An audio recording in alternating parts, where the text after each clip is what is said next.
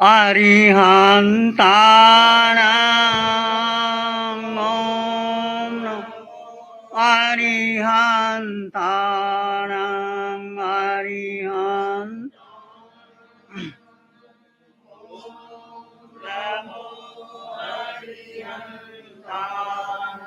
अरिहन्तानां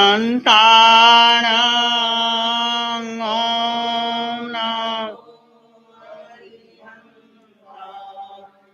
घबराओ न दुख से जीवन सुख दुख का मेला। घबराओ न दुख से जीवन में, जीवन सुख दुख का मेला। शरणा ले लो अरिहंतों का, शरणा ले लो अरिहंतों का, क्यों करता व्यर्थ झमेला। ये प्रभु सिमरन की वेला। अरिहंतानां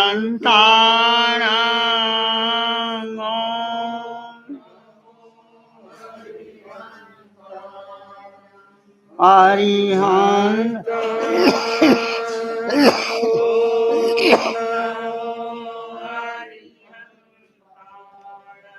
नमो नमो अरिहंता, नमो नमो।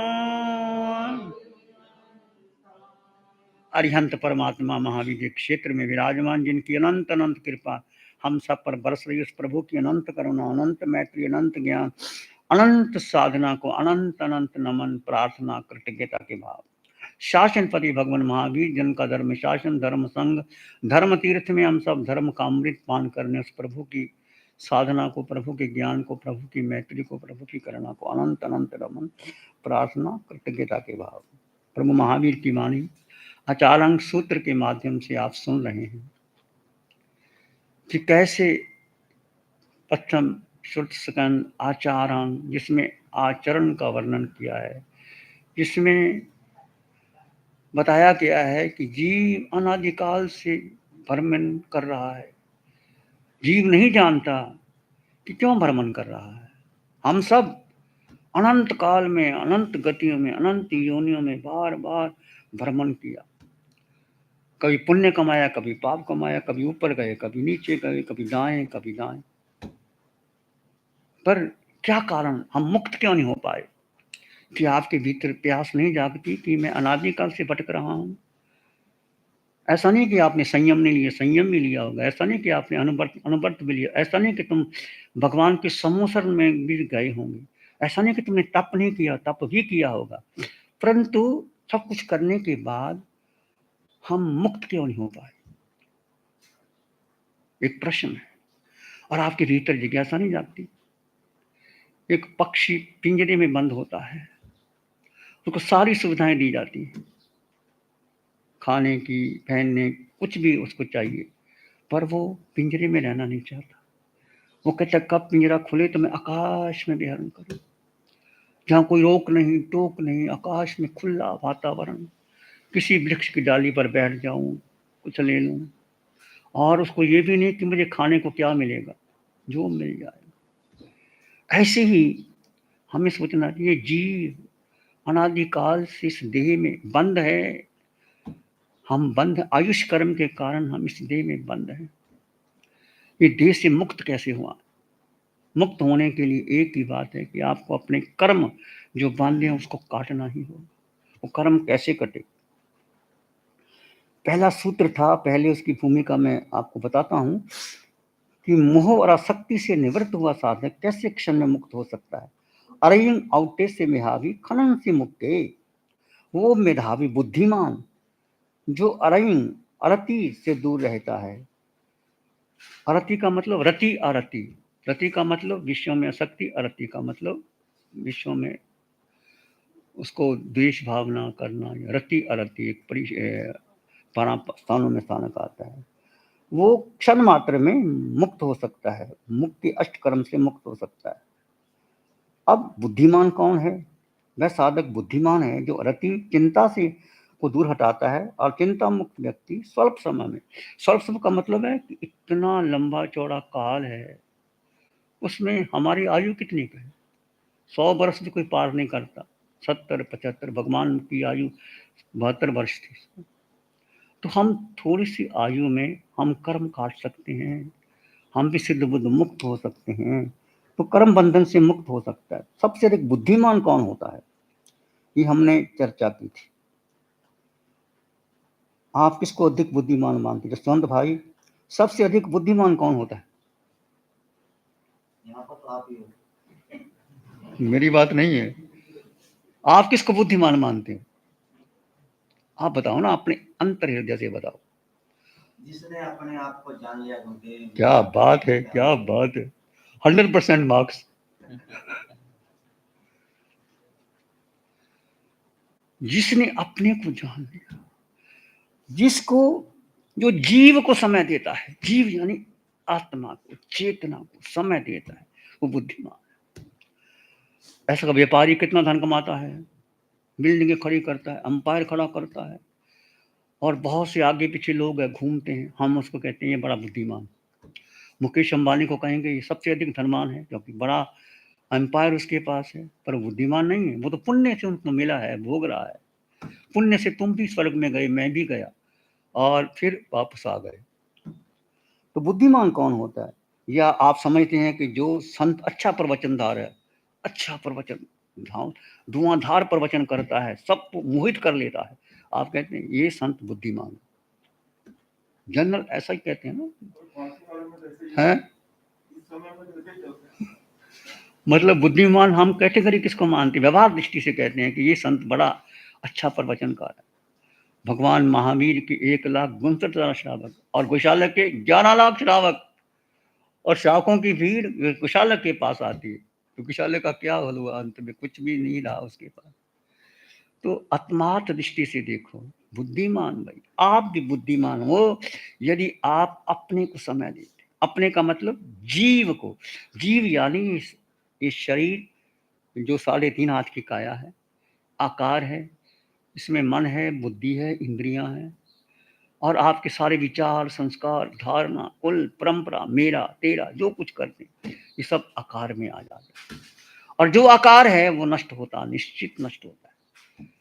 आपके पास जो भी आकार है, आपका धन है, पद है, प्रतिष्ठा है, गाड़ी है, बंगला है, सोना है, चांदी है, हीरे है, जवाहरात है, कितना छुपा लो, कितना रख लो, आखिर आ गया समय तो जाने ही पड़ेगा। आ गया समय तो जाना ही पड़ेगा। तुम कितना चीखो चिल्लाओ, अलियों कलियों की गलियों पर खेलो, तुम कितना चीखो चिल्लाओ, अलियों कलियों की गलियों पर खेलो, आज तो मुझे मरघट में रास रचाना ही होगा। आ गया समय तो जाने का जाना ही होगा। जब आयुष कर्म पूरा होता है, जीव चला जाता है, दिखाई भी नहीं देता। कभी आज तक देखा है जीव निकल करके चला गया ऊपर?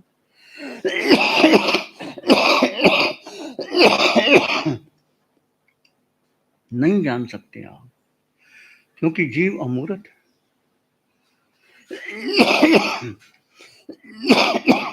इंद्रियों से, ना मन से, ना बुद्धि से तुम जीव को जान ही नहीं सकते। ऐसा गुण है जीव, अष्ट गुणों से युक्त जीव है। अनंत ज्ञान, अनंत दर्शन, अनंत सुख जीव में, अनंत शक्ति जीव में। एक समय में 26 देवलोक पार करके सिद्धिशिला में चला जाता है, इतनी शक्ति जीव में। और जीव निराकार है, जीव है गुरु लघु, जीव का वजन है ही नहीं। क्षायक समगत अटल, मतलब अटल श्रद्धा जीव पर और अटल लगाना, ये जीव का लक्ष्य है।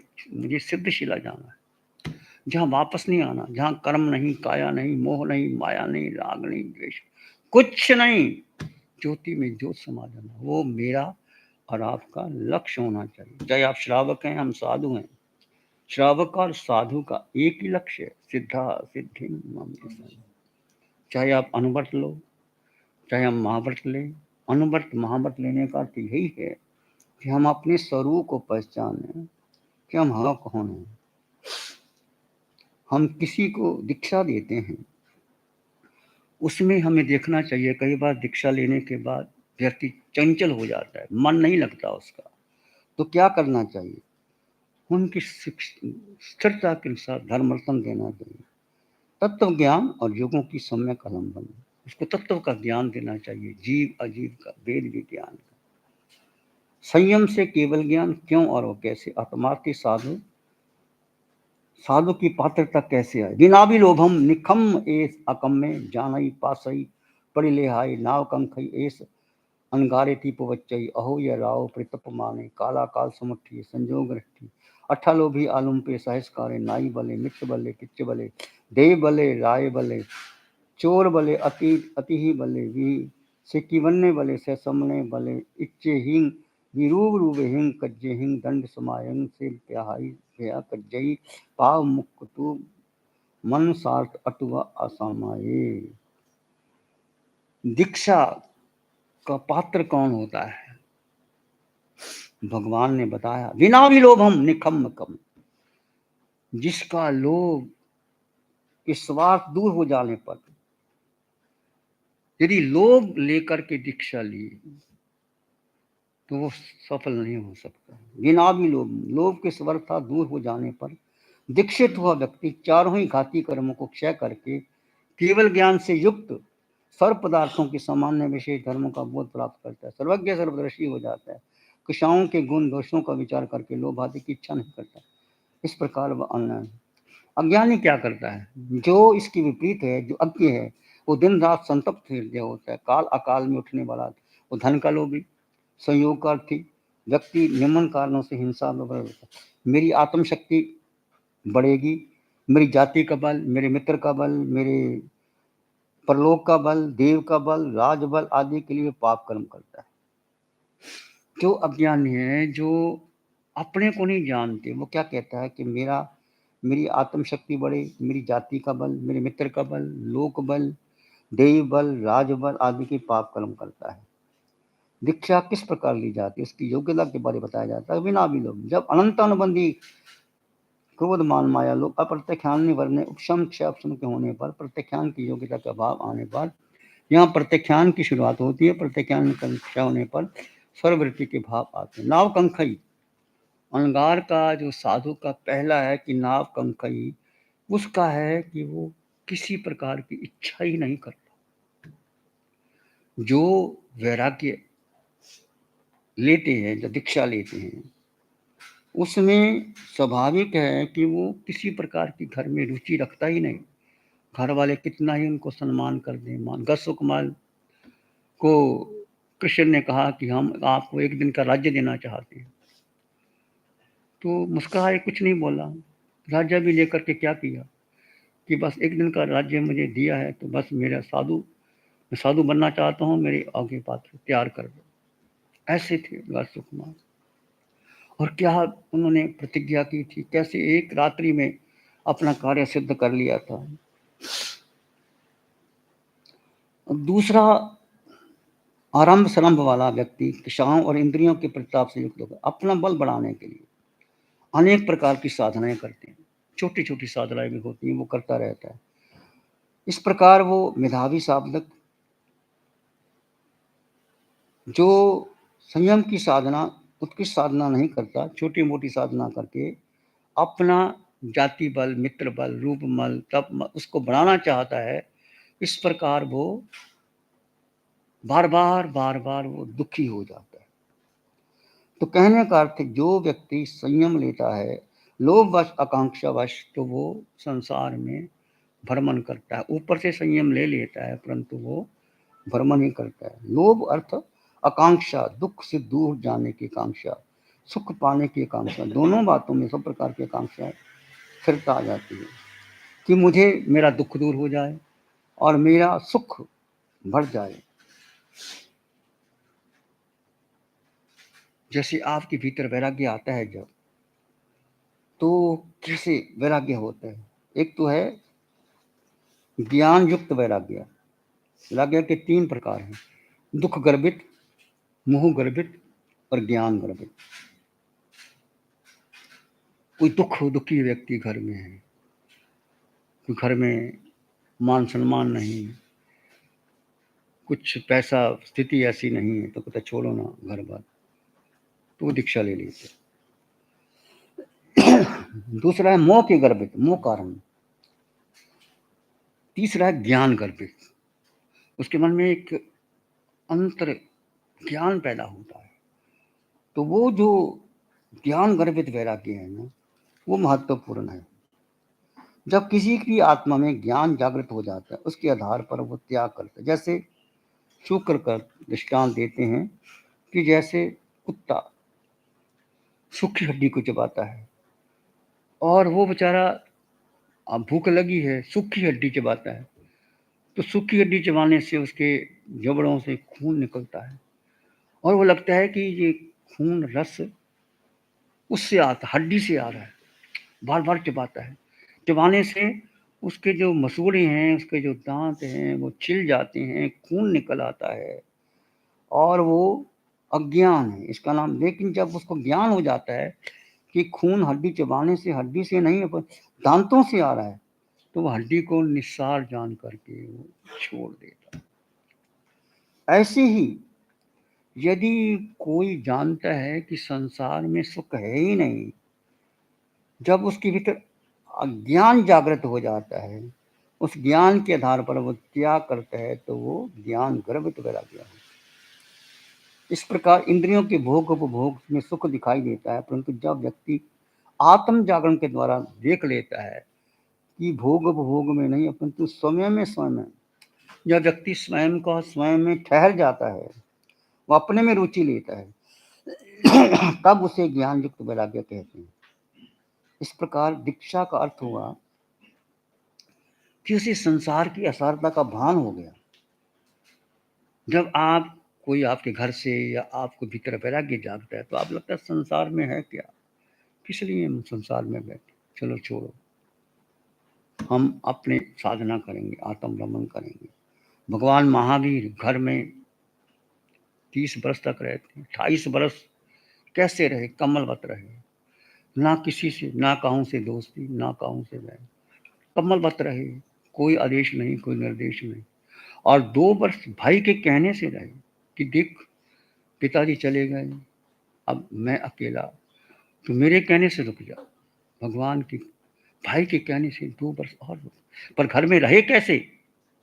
हमें शिक्षा मिलती है कि भगवान राजकुमार थे, हर प्रकार की उनको हुक्म चलता था, पर वो ऐसे शांत, कोई किसी से दखल नहीं, अपने में, अपनी साधना में, अपने संयम में, अपने ध्यान में निर्लिप्त रहते थे। ऐसे ही जब उन्होंने दीक्षा ले ली, दीक्षा लेने के बाद कोई सहारा नहीं लिया उन्होंने किसी प्रकार का, वस्त्र भी छोड़ दिए, निर्ग्रंथ, नगन, अकेले, मौन, कोई सहारा नहीं। जब पहले ही चतुर्मास में वो गए किसी आश्रम में, तो वो आश्रम उसके पिताजी का जानकार था, उन्होंने उनको ठहरने की आज्ञा दे दी। अब अकाल पड़ा हुआ था, गाय आती थी, झोंपड़ी को घास खा जाती थी, तो उनको शिकायत मिलती कि कैसा आदमी है, या हटाता भी नहीं गाय को, किसी को, भगवान तो अपनी साधना में लीन थे।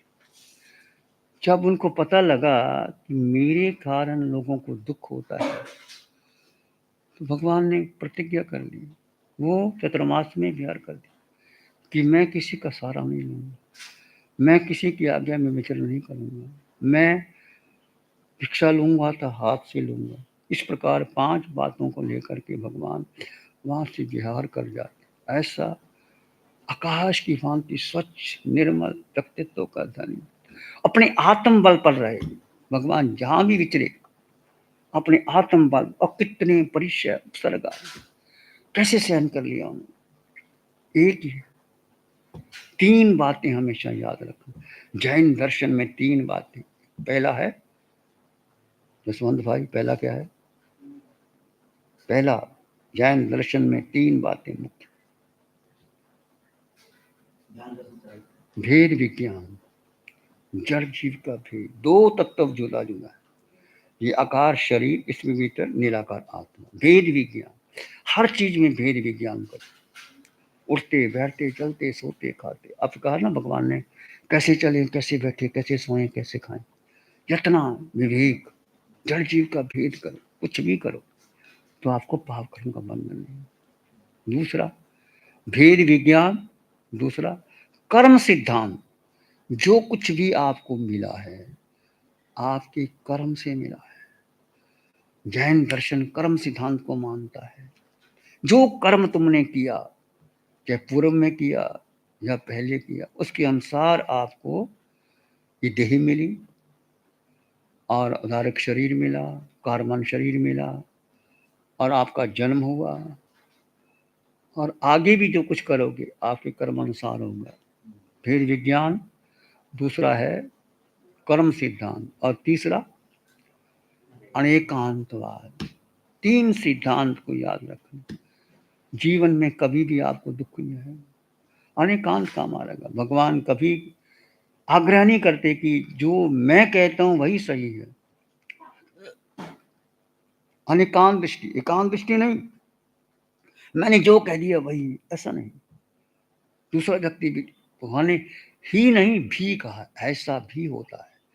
ही नहीं, आग्रह नहीं, ऐसा भी हो सकता है। भेद विज्ञान, कर्म सिद्धांत, अनेकांत का मार्ग, ये जैन दर्शन का मूल सिद्धांत। इस पर चलो तो कोई दिक्कत नहीं आएगी। यदि आपका दुख आया तो मेरे कर्मों से आया, सुख आया तो मेरे कर्म। सुखस्य दुःखस्य न कोऽपि दाता प्रोददाति कुबुद्धि रेशम अहम करोमीति वृथाभिमानम स्वकर्म सूत्र घटित ही लोग। आचार्य शंकर कह रहे हैं सुखस्य दुःखस्य न, कोई किसी को सुख नहीं देता, कोई किसी को दुख नहीं देता। सुखस्य दुःखस्य न प्रोददाति कुबुद्धि रेशम, कहते उसने मुझे दुख दे, वो अज्ञानी है। प्रोददाति कुबुद्धि रेशम, वो कहता उसने मुझे दुख दे दिया। घर में क्या होता है, परिवार में क्या होता है, संघ में क्या होता है, राष्ट्र में क्या होता है, विश्व में क्या हो रहा है, क्यों लड़ाइयां हो रही हैं, क्यों युद्ध हो रहे हैं, क्यों आक्रमण हो रहे हैं, क्यों इसे एक दूसरे के पीछे पड़। ये जमीन जाएगा तब यहाँ से, 2 गज कफन का लुकना, तेरा लिबास होगा। राजा राणा छत्रपति हाथिन के अवसर, मरना सबको एक दिन अपनी अपनी। वो जैसे कहते हैं पट्टा लगा के आए और जाते समय सब चले गए। सिकंदर जैसे महान योद्धा सब चले जाते। लोग सोचते नहीं अहंकार कि मैं जीता रहूंगा, कोई जीता नहीं। लस्ट फॉर लिविंग कि मैं जीऊंगा, ये छोड़ दो आकांक्षा। जब कहते हैं दिल को तस्कीन, रूह को आराम आ गया, मौत आ गई, दोस्त का पैगाम आ गया। कब आता है? जब आपके जीवन में धर्म होता है। दिल को तस्कीन, रूह को आराम आ गया, मौत आ गई, चलो भाई चलते हैं, ये यात्रा पूरी हो गई, अगला सफर करते हैं। समाधि मरण की बात जो हमारे यहाँ कही है, अंतिम, एक श्रावक को, एक साधु को अंतिम जो लक्ष्य समाधि मरण लेना ही चाहिए। भाव रखना चाहिए कि मुझे अंतिम समाधि मरण आ जाए। कैंसर जैसे लोग, आचार्य भगवान आत्माराम जी को कैंसर, शांत थे, मौन थे। डॉक्टर मनचंदा उनके पास आते हैं, कहते हैं आपको कोई कष्ट? मुझे कोई कष्ट नहीं हो रहा, इनको कष्ट हो रहा है, इनके लिए इलाज करना तो करो। ऐसे महान आचार्य आत्माराम, कितने संकट आए और चलते चलते कहते ऊपर सीढ़ी पर चढ़ रहे थे, हड्डी टूट गई, जांग की हड्डी टूट गई। वो पुराने जमाने के अंदर, और डॉक्टर विरजन आए थे, कहते उनको ऑपरेशन किया, और कहते विदाउट क्लोरोफार्म मेरा ऑपरेशन कर दो, मुझे कोई फर्क नहीं पड़ता। तो ऑपरेशन हो गया। और डॉक्टर विरजन के समय गुरु महाराज बताया करते थे कि उनको इतना भान था, वो कनाडा में रहते थे, कि डॉक्टर साहब आपकी ये कोठी है, ये नंबर है, ये दरवाजा है, इस कमरे ये है। डॉक्टर विरजन हैरान हो गया, मैं यहाँ बैठा हूँ आपके सामने, तो कनाडा में कैसे बता दिया? ऐसे थे आचार्य आत्माराम। तो उसने कहा I have heard the saying of Christ but I am seeing sitting Christ within me, कि मैं ईसा मसीह की बातें करता हूँ, ईसा मसीह तो मेरे सामने बैठा है। ऐसे आचार्य आत्माराम। क्या उनको दुख नहीं आया? बचपन में दादा चला गया, दादी चली गई, कोई पकड़ा, एक श्रावक लेकर के उंगली पकड़ करके आचार्य स्थानक में लेके आ गया। ये बच्चा है, कोई कोई बच्चे को जानने वाला नहीं था। कैसे बचपन कैसा बीता है, जैसे कृष्ण का जन्म कैसे हुआ, काल कोठरी में हुआ, पहरेदार सो गए, कैसे चला गया। तो कर्म काटने पड़ते हैं। तो उस समय आचार्य मोतीराम जी महाराज साहब ने उनको देखा, बच्चे की रेखा देखी, होनहार बच्चा है, पढ़ाया पढ़ाया, और जितना उन्होंने साहित्य दिया है श्रमण संघ में, आचार्य भगवान आत्मा राम जी महाराज साहब ने पूरा जीवन लगा दिए, संस्कृत प्राकृत ऐसे शास्त्र लिखे उन्होंने। तो आज हम उनको याद, पर कितने कष्ट आए उनको, हड्डी टूट गई, ऑपरेशन हो गया विदाउट क्लोरोफार्म में, और कहते हैं किसी व्यक्ति ने सोचा कि ठीक नहीं होती, उनको कहते जहर तक दे दिया गया, और उनकी जहर चाकू राखे साइया मार सके ना कोई, उल्टी आ गई, वोमिट हो गई, पर कहते हैं आंखों की रोशनी चली, फिर भी वो शांत, अंतिम कैंसर हो गया और वो शांत बैठे हैं। कहते हैं डॉक्टर मनचंदा गुरुमाला सुनाया करते हैं, हम तो उस समय नहीं थे, कि डॉक्टर साहब ने कहा कि आपको कोई कष्ट, मुझे कोई कष्ट नहीं, ये लोगों को कष्ट है, इनके लिए इलाज करना तो कर दो, मुझे कोई कष्ट नहीं है। ये भेद विज्ञान, जैन दर्शन में मूल जड़ जीव का भेद, कि शरीर को कष्ट है, मुझको। ये भेद विज्ञान जितना गहरा होगा उतना आपकी साधना बलवती होगी, उतना आप आगे बढ़ जाओगे। सारा सिद्धांत इस पर आधारित है। बड़े बड़े रमन महर्षि, जिनको ज्ञान हो गया मैं कौन हूं बताया, उनको कैंसर हो गया। रामकृष्ण परमहंस को कैंसर हो गया, कोई कर्म किया होगा तभी तो हुआ होगा, पर वो कैसे शांत थे, कैसे शांत। विवेकानंद के गुरु, तो जीवन में जो भी होता है मेरे कर्म के अनुसार होता है, उसको स्वीकार कर लो, कष्ट चला जाता है। दुआए तोबा करते रहो, वो पूछता नहीं, ये पूछता नहीं, ऐसा वैसा करो, जितना शिकायत करोगे उतना ही दुखी हो जाओगे। बस एक समाधान, कि मैं आत्मा हूं, मेरा लक्ष्य सिद्धालय है, मुझे इस संसार में रह करके कर्म काटने हैं, और मेरा परम सौभाग्य है कि पंचम काल में मुझे महावीर की साधना अरिहंत परमात्मा सिमंदर स्वामी भगवान की कृपा से मिल गई। और साधना को करते चले जाओ, घंटा 2 घंटा 4 घंटा, जड़ जीव का भेद करते रहो और आगे बढ़ते चले जाओ, आप आगे बढ़ जाओगे। देखो जीवन में तो महावीर को कितने कष्ट आए, छोड़ो छोटी मोटी की बात, महावीर तो कम कष्ट आए। कहते हैं कि उनको फांसी तक दे दी गई, फंदा टूट गया, और महावीर जानबूझकर लाल देश में गए, अपने कर्मों को खपाने के लिए गए। और लाल देश में कहते इतने असभ्य लोग, खूंखारी लोग, और गंदी भाषा बोलते हैं। भगवान शांत रहे। तो हमें यदि जीवन में सफल होना है, शांत रहना है, थोड़ा सा जीवन, कितनी उम्र है, 80 85 70 75 में आदमी चला जाता है, फिर क्यों छोटी सी उम्र के लिए इतना करना, ये करना, वो करना, ऐसा करना।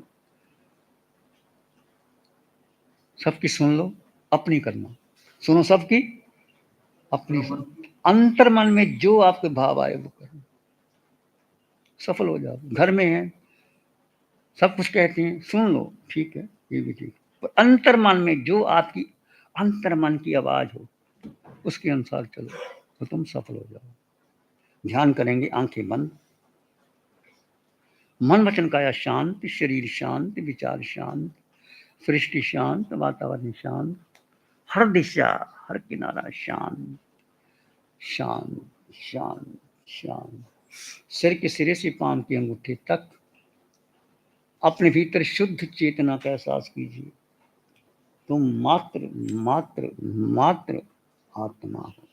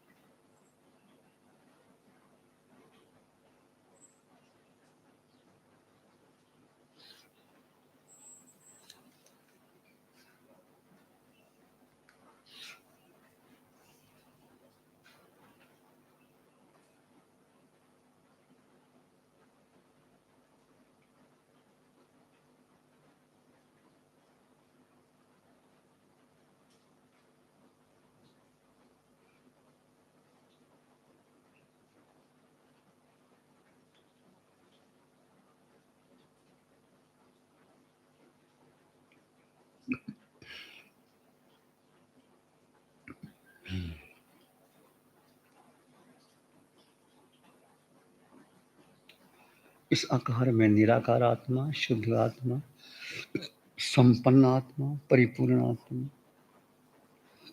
सत्य आत्मा,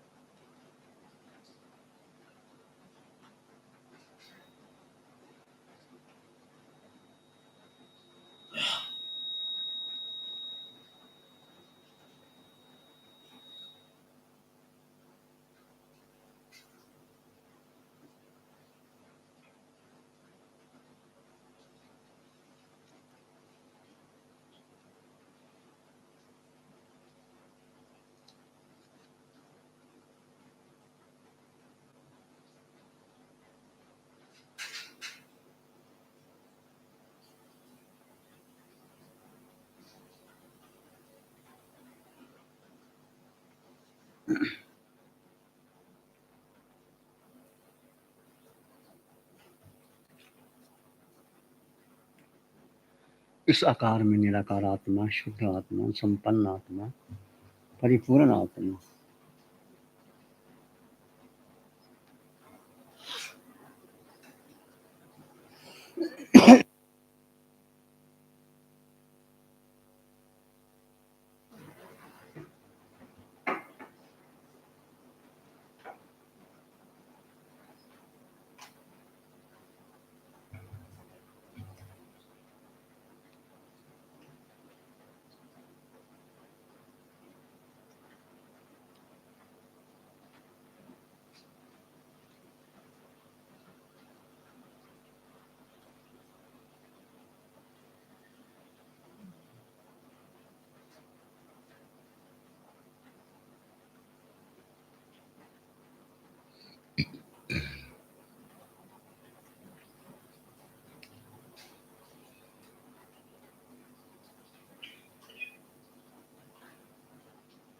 मैं जीवात्मा, सब में समान जीवात्मा, पूरे ब्रह्मांड में मेरा अपना अस्तित्व है, अनंत आत्मा, सबके अपने अपने गुण धर्म,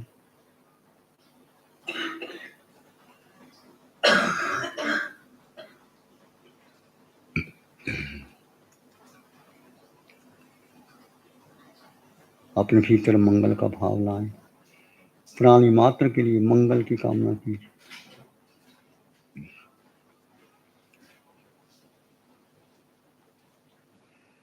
मन मानस में प्यार